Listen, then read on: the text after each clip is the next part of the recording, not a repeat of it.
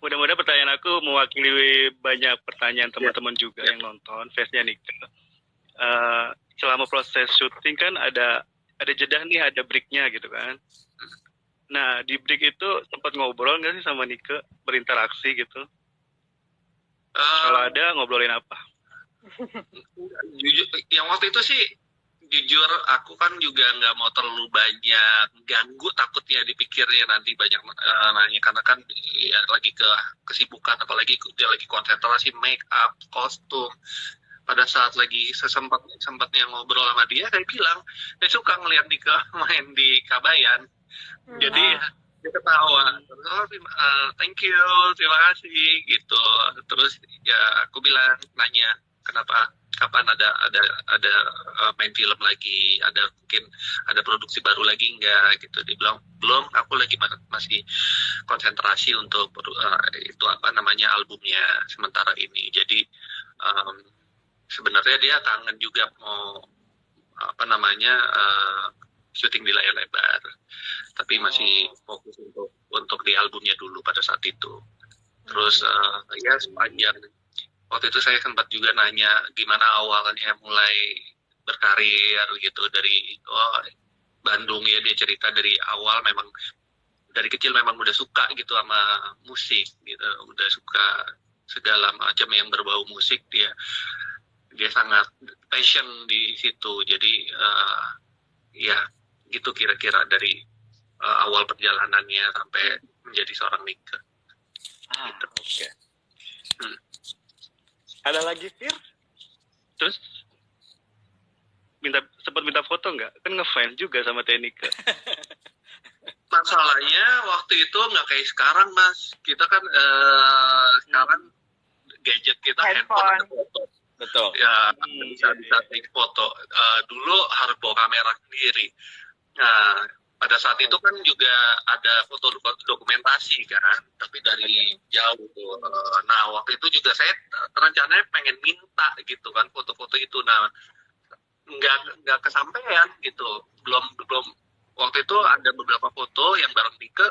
Nah, saya nggak dapat gitu, nggak ketemu tim produksinya lagi. Karena setelah itu ada rencana syuting, nanti kita mau ada ketemu lagi. Waktu itu kayaknya terlalu jadwalnya juga hektik, belum ketemu. Ya udah, saya nggak dapat fotonya.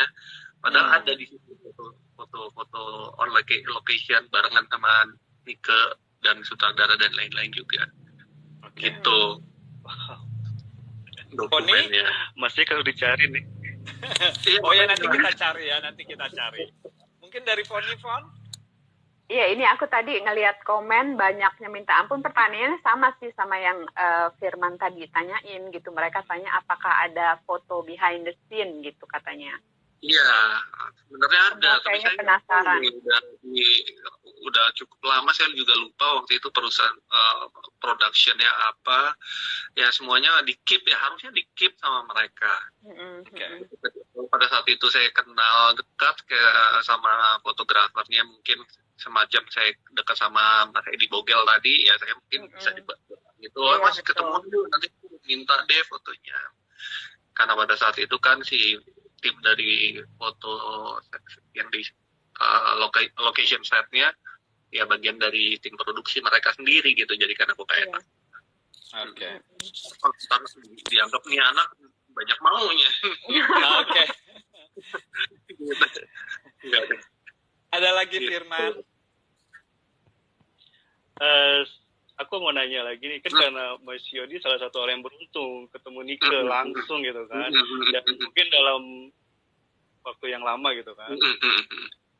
Nah, bisa definisikan sih, enggak sih Nike itu seperti apa? Mulai dari kepribadiannya, looks-nya, atau lebih detail lagi, kulitnya Nike putih loh atau matanya Nike, bisa nggak diceritain lebih detail lagi? Karena kita ini bukan orang yang seberuntung Mas Yodi gitu. Buat saya Nika tuh ya udah jelas cantik ya. Ya apalagi buat seorang Indonesian yang memang punya look yang cukup cantik gitu kan. Terus tapi menurut saya pandangan Nika tuh kan sendu ya matanya ya gitu. Jadi kayak senang aja buat terus ngelihat Nika tuh, jadi kayak nggak bisa lepas gitu. Terus ya menurut saya sih seorang pribadi yang juga baik, ramah, dan menyenangkan ya, orangnya menyenangkan gitu. Kalau secara profesional menurut Yodi, Nika itu pekerja keras, idealis atau jelas. Dia tuh hard worker ya, dia pekerja keras sekali, dia multi talent, dia profesional, buat saya dia legend ya. Jadi dia tahu cara-cara bagaimana dia mencapai kesuksesan dari bawah. Tidak ada orang yang sukses tanpa kerja keras, itu udah pasti. Tapi itu pun juga harus didukung dengan skill, dengan attitude, dengan sikapnya gitu. Kalau kita untuk mencapai kesuksesan, kalau nggak ada talent, nggak ada skill, yaitu talent skill itu, dan juga attitude-nya nggak ada, sikapnya nggak ada, juga nggak intelijen, kayaknya nggak akan bisa jadi sukses. Nah, semua itu ada di Nika, dan kerja keras pastinya. Orang bisa melihat semua orang sukses, semua artis yang sukses, kelihatannya mereka hidupnya senang gitu kan. Kayaknya gampang. Enggak ada yang gampang. Semuanya tuh dicapai dengan kerja keras. Mereka nggak ngelihat banting tulangnya mereka, yang masa sebelum mereka terkenal kayak gimana, ya sama kayak Nika juga, dari mulai pemilihan ya kan, ya dari mulai gadis sampul. Ya itu kan di dunia modelingnya, terus ada tarik suaranya kan, ada juga lomba-lomba suara seperti itu di TVRI waktu itu juga kan. Ya itu kan semuanya perjalanannya tuh panjang sebenarnya, yang mungkin kalau nggak benar-benar ngefans nggak tahu tuh sebenarnya masing-masing artis tuh atau orang sukses perjalanan seperti apa. Nggak ada yang gampang, nggak ada yang instan.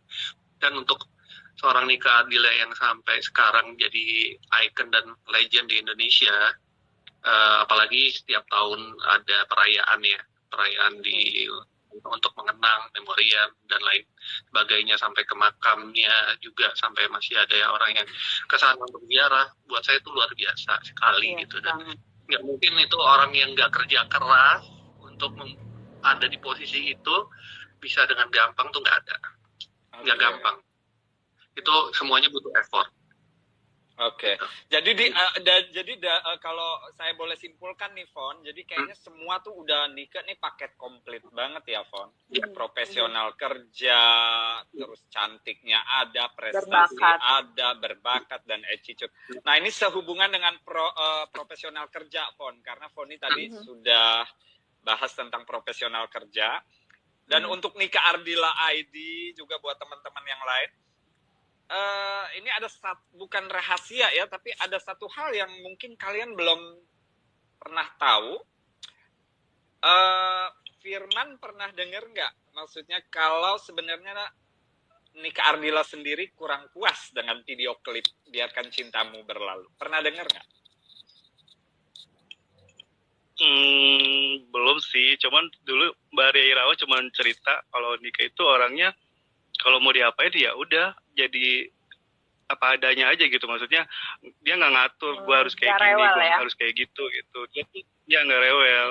Dia cuman mau dijadiin apa ya udah gitu. Tapi untuk ceritanya tadi masih tanya, aku sih belum tahu. Ya, ini dari beberapa cerita yang kita dengar juga, dan untuk Yodi juga khususnya karena Yodi pelaku di situ sebagai model video klipnya.